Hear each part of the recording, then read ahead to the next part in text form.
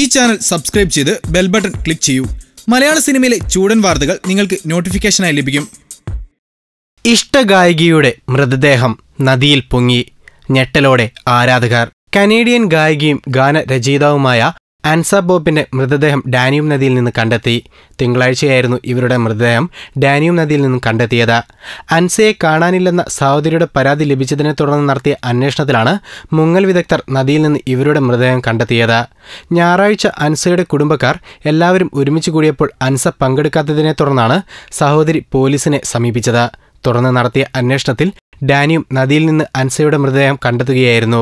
7-ാം വയസ്സിലാണ് അൻസയുടെ സംഗീത ജീവിതം ആരംഭിക്കുന്നത്. ഇവരുടെ കുട്ടിക്കാലത്ത് കുടുംബം രാഷ്ട്രീയ അഭയാർത്ഥികളായി റൊമാനിയയിൽ നിന്ന് കാനഡയിലേക്ക് കുടിയേറുകയായിരുന്നു. പിന്നീട് കമ്മ്യൂണിസ്റ്റ് ഭരണം അവസാനിച്ചതിനു ശേഷം 1993 ഇവർ തിരികെ റൊമാനിയയിലെത്തി. എന്നാൽ വൈകാതെ അൻസ കാനഡയ്ക്ക് തിരികെ പോകാൻ തീരുമാനിക്കുകയായിരുന്നു. 2008 അൻസ ആൽബങ്ങൾക്ക് വേണ്ടി വരികൾ എഴുതാൻ തുടങ്ങിയത്. 2015 അവർ തനിച്ചു പാടിയ ആദ്യത്തെ ആൽബം പുറത്തിറങ്ങി.